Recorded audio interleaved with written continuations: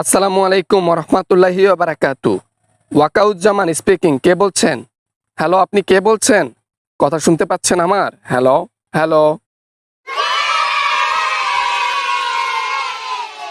ওয়ালাইকুম আসসালাম রহমতুল্লাহি ওয়া বারাকাতু।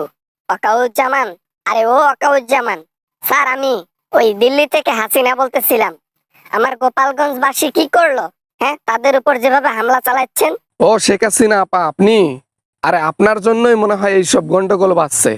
আরে আপনার দেশের পোলাপান দেখি ভারী ফাজিল। প্রশাসনের লোকদের গায়ে হাত দেয়, তাদের গাড়িতে আগুন দেয়। তো দেবে না? কেন দেবে না?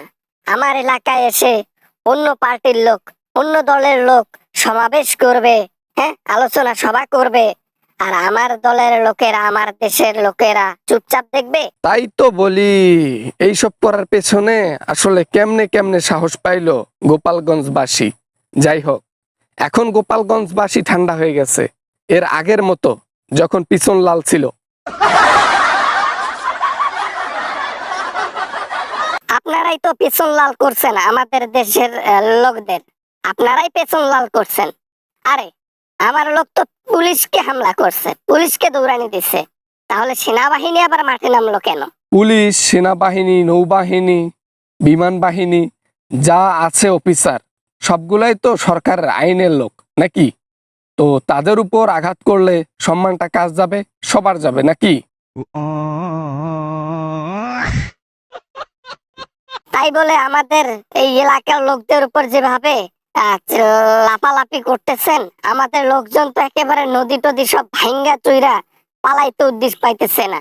এটা কিন্তু ঠিক না স্যার। কোনটা ঠিক কোনটা ব্যাঠিক সেটা তো আমি তোমাকে বলবো না। আর ওরা যেটা করতেছে ওইটা কি ঠিক? ইটপাটকেল ছুঁড়ে মারতেছে আমাদের উপর। আমাদেরও কয়েকজন অফিসার আহত হয়েছে। তো ওরা যেগুলা করেছে ওগুলা কি ঠিক? হ্যাঁ, জনগণ যা করবে তাই ঠিক, ঠিক আছে? জনগণ যা করবে তাই ঠিক। আইন প্রশাসন কি? জনগণ যা বোঝে ভালো সেটাই করবে নাকি? আর এখানে আমার আমার আমার এলাকার লোক বলে কোনো কথা নাই। এখানে তো উল্টো কেস। এখানে জনগণ বলতে শুধু গোপালগঞ্জ বুঝাচ্ছে। পুরো বাংলাদেশের জনগণ আর আইন একদিকে, আর গোপালগঞ্জবাসী একদিকে।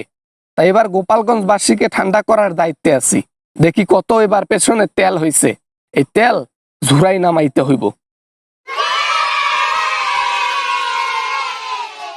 বাবা না মানে বাবা, আমার খিচুড়ি লিগ ওখানে আছে মজুদ। আমার যে কয়টা খিচুড়ি লিগ ওইখানে আছে, ওই খিচুড়ি লিগে যদি ওই জেলের মধ্যে যায়, তাহলে আমি কাকে নিয়ে আবার সংগঠন করব, আবার দল টল করবো? হ্যাঁ, ও, আমি তো ভুলেই গিয়েছিলাম। মারামারির পর, ইট পাটকেল ছোড়ার পর যখন ওরা হাউসি গেল, যখন ওদের দম খরাই গেল, তখন দেখি হাতে হাতে 2 পিস করে সিঙ্গারা আর হাফ প্লেট করে খিচড়ি। কে দিছে? আপনি দিছেন নাকি? এখন তো আমার ক্ষমতা নাই, তাই 1 লাখ টাকা ওই তাদের উপর বরাদ্দ করছি খিচুড়ির জন্য। ওই তারা খিচুড়ি খাবে আর ইট পাটকেল ছুঁড়ে মারবে আপনাদের উপর। এই আপাতত এটা চলতেছে, ক্ষমতায় গেলে পরে কোটি কোটি টাকা ব্যয় করব। এত সহজ ক্ষমতায় আসা? একবার পদত্যাগ করে চলে গেলেন, শরমও লাগে না, আবার আরেকবার আসতে চাচ্ছেন? যাই হোক, অনেক পক করছে আপনার সাথে। সময় নষ্ট না করে গোপালগঞ্জে মাথা দিই, ওখানে একটু সময় নষ্ট করি। Good bye.